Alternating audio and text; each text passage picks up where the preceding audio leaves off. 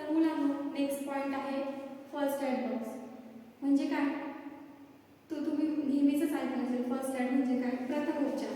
म्हणजे अपघात झाल्या आपण काय पेशंटला काय ट्रीटमेंट दिली पाहिजे जेणेकरून त्याला थोडंफार रिलीफ वाटेल हॉस्पिटलमध्ये पोहोचेपर्यंत. तर त्याला काय म्हणतात? First aid.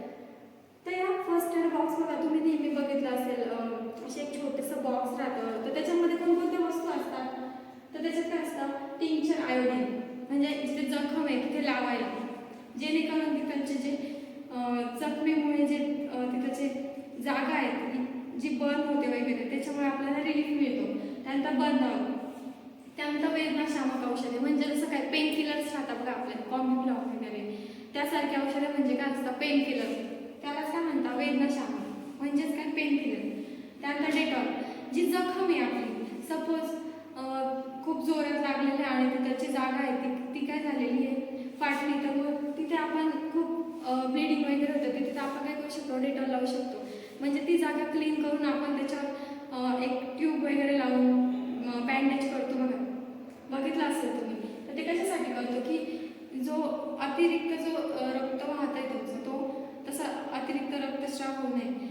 ब्लिडिंग जास्त झाल्यावर आपल्याला चक्कर सुद्धा येऊ शकते. त्याच्यामुळे सगळ्यात पहिले आपण काय करतो? की तिथे काही ना काही आपण बांधतो, बँडेज लावतो. किंवा मोठी जखम असेल तर आपण काय पकडतो? तिथे कापूस लावून, नंतर तिथे जाळीदार जे कापड राहतं ते लावतो. त्यानंतर काय? कापूस. हा जो कापूस असतो ना, तो कोणता असतो? हॉस्पिटल म्हणजे एक निर्जंतुक केलेला कापूस राहतो. म्हणजे आपण जो घरी कापूस वापरतो त्यापेक्षा हा कापूस काय असतो? वेगळा असतो. त्यानंतर काय असतं? जाळीदार कापड. जी जखम आहे त्याच्यावर कापूस लावल्यानंतर जी पट्टी लावतो आपण त्याला काय म्हणतात? जाळीदार कापड. त्यानंतर ड्रॉपर. नंतर आहे औषध पाजण्याचा ग्लास. कैची कशासाठी?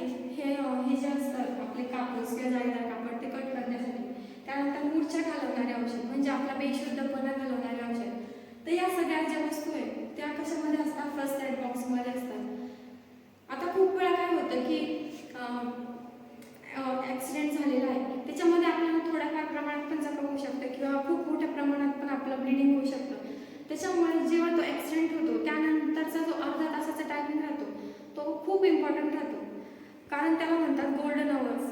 किती मिनिटं? 30 मिनिटं. हे जे 30 मिनिटं असतात त्याला काय म्हणतात? Golden hours. याला गोल्डन अवर्स का म्हणतात? कारण आहे ना, या वेळेमध्ये जर आपण या 30 मिनिटांमध्ये जर आपण हॉस्पिटलमध्ये व्यवस्थितरित्या पोहोचलो तर आपल्यामुळं प्रॉपर ट्रीटमेंट होते.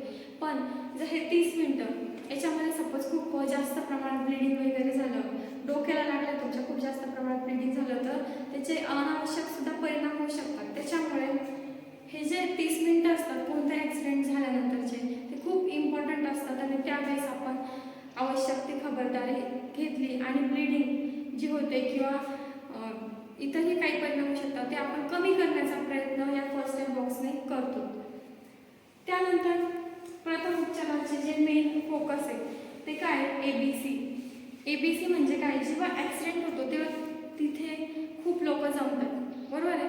त्यामुळे काय होतं की जो पेशंट आहे त्याला ब्रिदिंगसाठी ना हवा मिळत नाही. म्हणजे जिथून हवा येते ना ते रस्ते ब्लॉक झालेले राहतात. त्याच्यामुळे सगळ्यात पहिली खबरदारी म्हणून आपण काय केलं पाहिजे की जेव्हा तिथे ॲक्सिडेंट झालेला असतो तेव्हा जो व्यक्ती घायल झालेला राहतो त्याला श्वसनासाठी पुरेसा ऑक्सिजन मिळतोय की नाही, त्यासाठी जागा आहे का नाही ते आपण बघितलं पाहिजे. आणि पेशंट भोवती गोळा करून गोल उभं राहायचं नाही. त्यानंतर ब्रीदिंग, जो पेशंट आहे त्याला व्यवस्थित श्वास घेता येतोय की नाही हे आपण चेक केलं पाहिजे.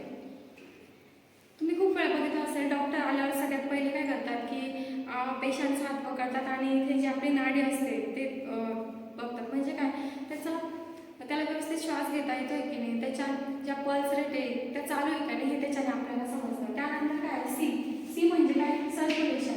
सर्क्युलेशन म्हणजे काय? Blood circulation. म्हणजे काय? रक्तभिसरण संस्था. जसं मी आता तुम्हाला सांगितलं की डॉक्टर आल्यावर काय करतात की आपले पल्स रेट चेक करतात. म्हणजे आपल्याला पल्स तुमचे कमी जास्त होत आहेत की किंवा बंद झाले की नाही हे चेक करण्याचं काम कोण करतं? डॉक्टर. तसं आपणही एक बेसिक नॉलेज घेऊन या सर्वांचं प्रिपरेशन करू शकतो, बरोबर आहे. त्यासाठी ट्रेनिंगही दिली जाते काही स्पेशल लोकांना. त्याला म्हणतात CPR. म्हणजे काय?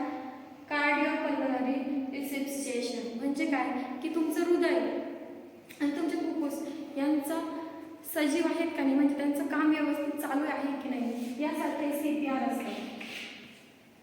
काही लोकांना याची ट्रेनिंग दिली जाते, त्याच लोकांनी हे चेक करायचं. आता हे चेक कसं करायचं? सपोज एखादा माणूस ॲक्सिडेंट झाला पडला आणि त्याचा श्वास त्याला व्यवस्थित घेता येत नाही, तर मग तुम्ही बघितलं असेल की छातीवर हात ठेवून असं जोरात पंप केलं जातं. ते कशासाठी केलं जातं? की तुमचं जे ब्लड सर्क्युलेशन आहे ते व्यवस्थित होण्यासाठी. आता हे कोणी पण करतं का?